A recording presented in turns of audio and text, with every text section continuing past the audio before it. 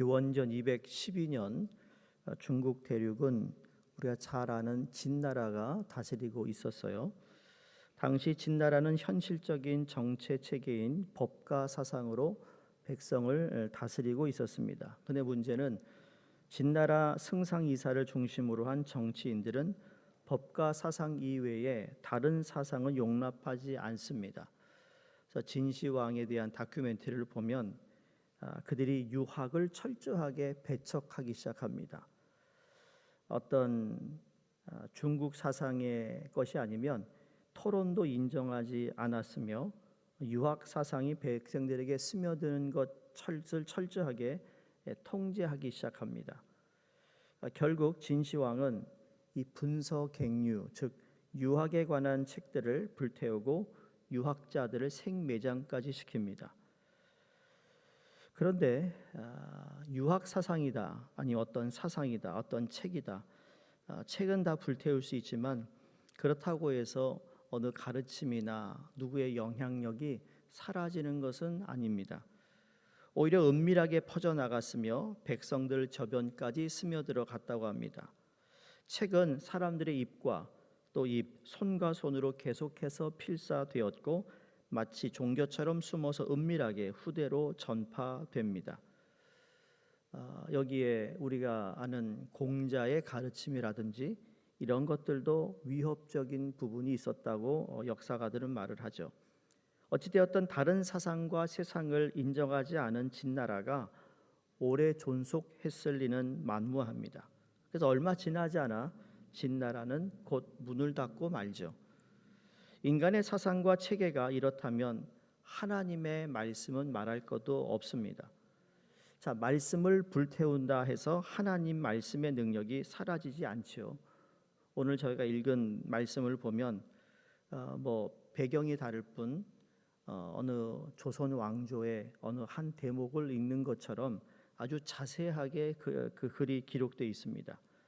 그러니까 자신의 귀에 흡족하지 않은 하나님의 말씀을 불로 태우고 칼로 베었습니다. 한번 상상을 해보세요. 여러분 성경책 너무너무 잘 보관하시죠? 먼지도 앉지 않게 잘 보관하시죠?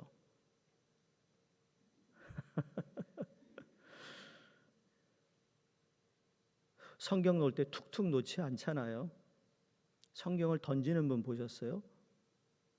왜 그렇죠? 하나님의 말씀이라고 믿고 있기 때문입니다. 그만큼 성경이 무겁습니다. 봐도 무거워요. 들고 다니기 힘들어요.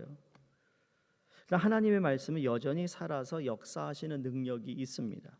오늘 말씀은 시대적 배경이 바로 남유다가 말기에 있는 여호야김 왕에 대한 이야기입니다. 하나님께서 예레미야를 부르셔. 예레미야는 계속 눈물의 선지자였습니다. 목에 멍에를 메고 다니질 않았나. 감옥에 들어가는 일이 그냥 밥 먹듯이 들어갔어요. 하나님의 말씀을 주면 웁니다. 어떡할 줄 몰라서 웁니다. 너무 한심해서 울고 너무 힘들어서 울고, 그리고 하나님 말씀에 순종하지 않는 왕들을 보면서 울고, 오늘 2절에 너는 두루마리 책을 가져다가 내가 내게 말하던 날 곧 요시야의 날부터 오늘까지 이스라엘과 유다와 모든 나라에 대하여 내가 내게 일러준 모든 말을 거기에 기록하라. 지금까지 하나님은 예레미야에게 들려준 말씀을 하나도 남김없이 다 기록하라고 말씀합니다. 예레미야가 두루마리를 준비합니다. 그래서 서기관 바룩을 통해서 한 말씀도 빠지지 않고 하나하나 기록하기 시작합니다. 근데 문제는 예레미야가 지금 갇혀 있기 때문에 그 말씀을 사람들에게 들려줄 수가 없었습니다. 그래서 서기관 바룩에게 가서 이 기록한 말씀을 성전에 가서 읽어주라고 얘기합니다. 그래서 8절에 네리야의 아들 바룩의 선지자 예레미야가 자기에게 명령한 대로 하여 여호와의 성전에서 책에 있는 여호와의 모든 말씀을 낭독하니라. 자, 바룩은 성전으로 가서 하나님의 말씀을 하나도 남김없이 낭독합니다. 그 낭독한 이야기를 듣는 그 성전에 들어온 모든 사람들이 다 충격을 받습니다. 그 소식은 곧 고관들의 귀에 들렸고, 고관들은 바룩을 불러 성전에서 읽은 말씀을 지금 우리 앞에서 다시 읽어보라고 말합니다. 그래서 바룩은 두루마리에 기록된 하나님의 말씀을 하나도 빠짐없이 다 읽습니다. 그랬더니 고관들도 말씀에 눈을 뜨고 충격에 빠집니다. 이제 이걸 왕이 들어야 하지 않겠느냐라고 건의해서 왕의 허락을 받은 후에 서기관이 왕 앞에서 말씀을 읽습니다. 그런데 말씀을 듣고 난 후 여호야김 왕의 태도가 가히 충격적인데, 오늘 읽은 21절에서 23절을 보시면 여호디를 와 보내어 두루마리를 가져오게 하매 여후디가 서기관 엘리사마의 방에서 가져다가 왕과 왕의 곁에 선 모든 고관의 귀에 낭독하니 그때는 9째 달이라. 왕이 겨울 궁전에 앉았고 그 앞에는 불피운 화로가 있더라. 여후디가 서너 쪽을 낭독하면 왕이 면도칼로 그것을 인하여 베어 화로불에 던져서 그 두 마리를 모두 태웠더라. 하나님의 말씀이 왕 앞에서 선포되었어요. 하지만 서기관이 말씀을 읽는 족족 칼로 베어 화로에 던졌습니다. 이 화로가 문제예요. 생각해 보니까 베드로가 추운 겨울에 화롯불 앞에서 예수님을 부인했어요. 저주했어요. 화롯불 조심하라니까요. 화롯불. 남자 여자가 말이죠. 남남인데 화롯불 앞에서 조심해야 돼요. 성도들도 말이죠. 너무 화롯불 좋아하면 안 돼요. 성령의 불을 좋아해야지. 화롯불이 문제라니까요. 그러니까 여호야김은 도대체 왜 하나님의 말씀을 불태웠을까? 하나님의 말씀이 그의 마음의 찔림이 되었기 때문입니다. 귀를 즐겁게 하는 아름다운 말씀이 아니라 아첨하는 말도 아니었기 때문에. 가끔 제가 목회하면 그런 말을 하시는 분들이 있거든요. 이 하나님의 말씀이 너무 힘들다, 부담이 된다, 왜 이렇게 찌르냐. 여러분, 하나님의 말씀이 찌르는 건 회개하라는 얘기예요. 오늘 읽어서 아시지만 그 왕과 함께 있었던 모든 신하가 다, 그 후손들이 다 죽어버립니다. 말씀을 가볍게 여기면 이런 일이 벌어진다는 거죠. 이게 무서운 말씀이에요. 하나님 말씀의 본질은 영혼을 찌르는 데 있습니다. 이 기능이 있어야 우리를 회개하거든요. 말씀의 본래적 기능은 우리의 죽어있는 양심을 찔러 다시 일으키는 것이죠. 우리가 죄악 가운데 다니다가 주의 말씀을 들으면 마음의 찔림을 받습니다. 여기에서 어떤 반응을 보이느냐에 따라서 그 사람의 생애가 바뀌어진다니까요. 죽은 영혼도 살아 움직이게 하는 능력의 말씀, 화인 맞은 양심도 찔림을 받아서 새롭게 하는 것이 말씀인 줄로 믿습니다. 이 능력의 말씀이 기능을 다해서 여호야김 왕의 양심을 찔렀던 겁니다. 그러면 그는 말씀을 듣고 엎드려 회개해야 되는데 그의 말씀을 어떻게 해요? 불태워 버렸어요. 듣기 싫다고. 저 말씀이 계속 낭독되는 것을 원치 않았던 것입니다. 태워 없애버리면 그를 찔러대는 말씀이 사라질 것이라고 생각했던 것 같습니다.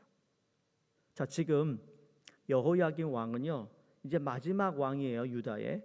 그러니까 지금 안팎으로 위험한 상황을 맞이하고 있었던 때입니다. 바벨론은 호신탐탐 남유다를 노리고 있습니다. 그리고 여호야김은 이러한 위급한 상황에 참 성경이 우리에게 이 여호야김이 얼마나 어리석은 왕인지를 얘기하는데 9절에 보시면 뭐해요? 여호와 앞에 금식을 선포합니다.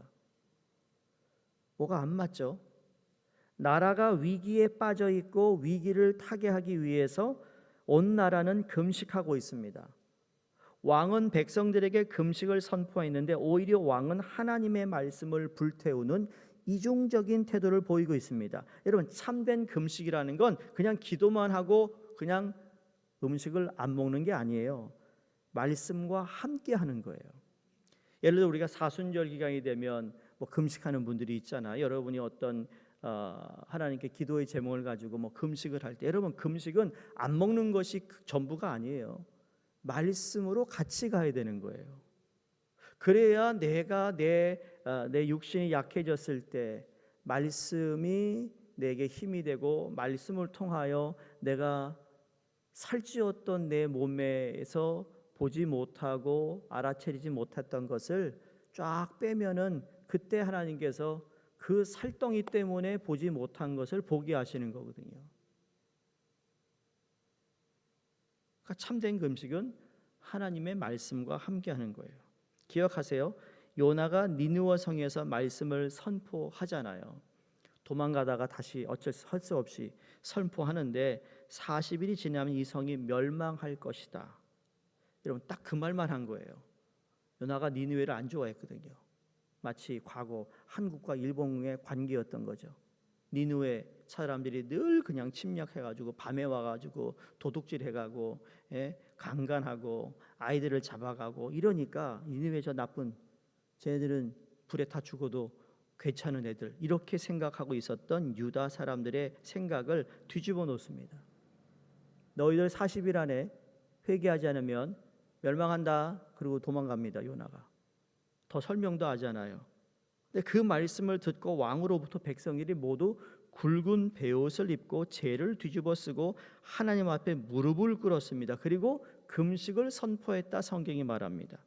말씀을 듣고 옷을 찢고 금식하며 엎드린 니느웨 성을 하나님께서 다시 살려놓으십니다. 그들에게 예고되었던 재앙이 거두십니다. 이것이 참된 금식입니다. 말씀과 함께하는 금식이라는 거죠. 하지만 여기 여호야김은 말씀과 함께하는 금식을 버렸습니다.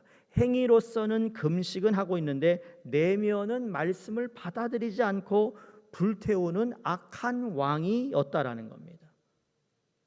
여러분 여기서 우리가 깨닫습니다.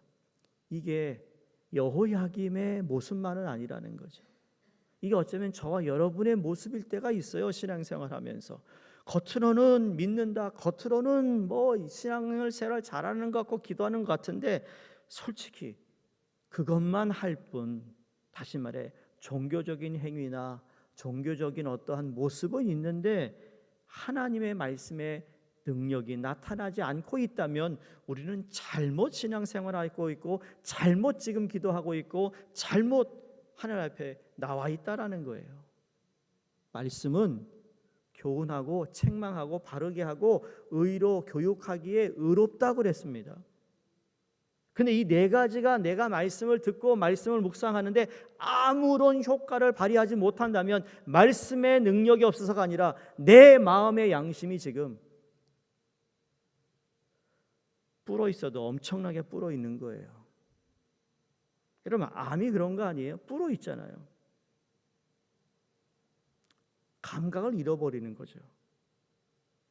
24절에 왕과 그의 신하들이 이 모든 말을 듣고도 두려워하거나, 이게 무서운 말입니다. 자기들의 옷을 찢지 아니하였고 엘라단과 들라야와 그마랴와 왕께 두루마리를 불사르지 말도록 아뢰어도 왕이 듣지 아니하였으며.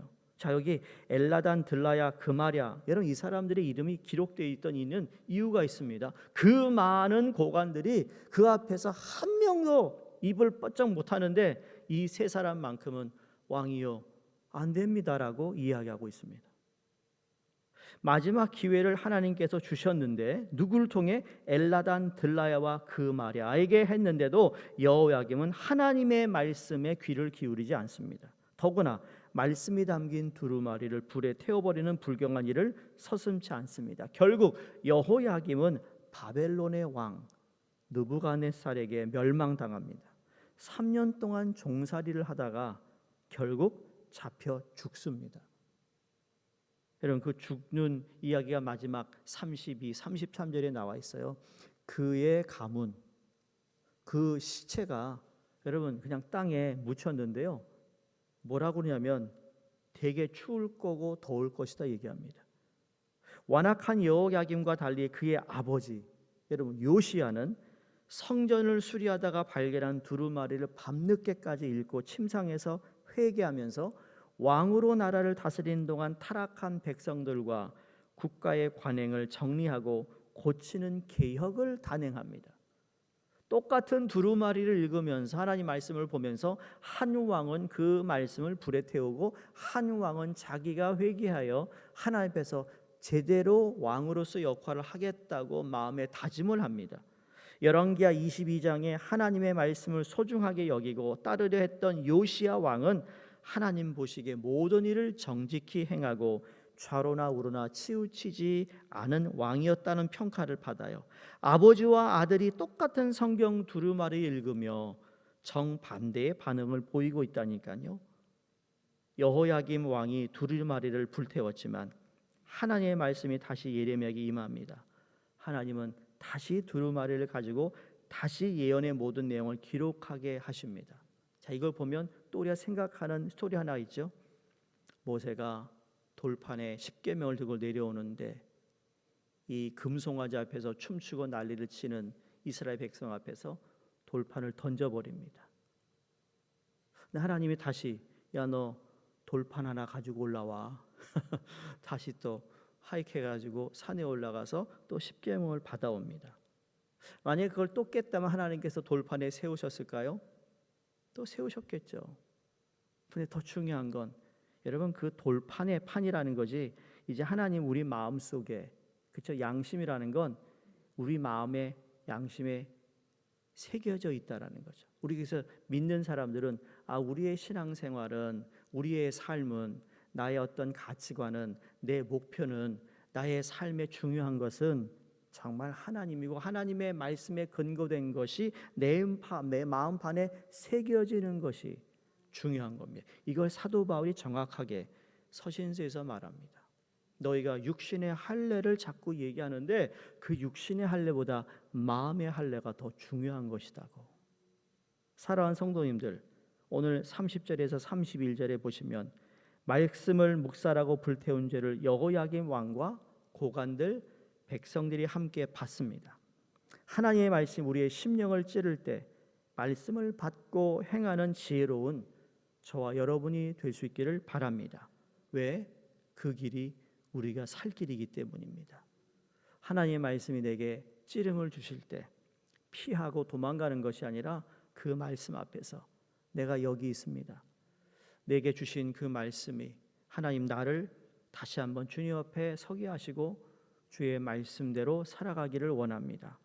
이 세상 그 어떤 일이 벌어진다 할지라도 나는 하나님 말씀을 등한시하거나 말씀의 귀를 막거나 우리의 마음에 말씀을 새기는 것을 게을르지 않게 하셔서 우리가 살아갈 하나님의 말씀이 오늘도 내일도 들리게 하시고 때로는 나를 찌르게 하시고 때로는 그 말씀 앞에서 정말 하나님 앞에 진실되이 내 모습이 드러나는 그 은혜의 길이 우리가 살 길임을 다시 한번 깨달아 하나님 말씀에 사로잡힌 삶을 살아가시기를 주의 이름으로 축원드립니다.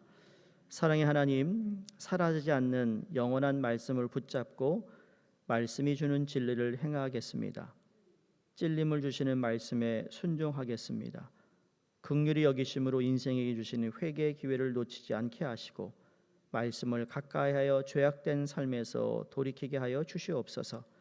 말씀을 주셔서 어둡고 악한 길을 이겨나가도록 도우시니 감사합니다. 말씀과 함께 승리하는 주의 백성이 되기를 원하오며 이미 주의 백성으로 부름을 받은 저희 모두가 하나님 우리의 살 길이 하나님의 말씀이 있음을 다시 한번 깨닫고 오늘도 내일도 살아가는 저희가 되게 주시옵소서. 예수님 이름으로 기도드리옵나이다. 아멘. 오늘 주신 말씀을 통해서 우리가 하나님 앞에 또 말씀 앞에서 어떤 반응을 보이고 있었는지 한번 기도하시고 돌아볼 수 있기를 바랍니다. 방글라데시의 다스제랄드 리스파 선교사님과 태국의 박윤식 또 라오스의 최춘호 선교사님이 기도해 주시고 또 이번 주 있을 예배와 모든 성도님들의 건강을 위해 우리 함께 기도하겠습니다.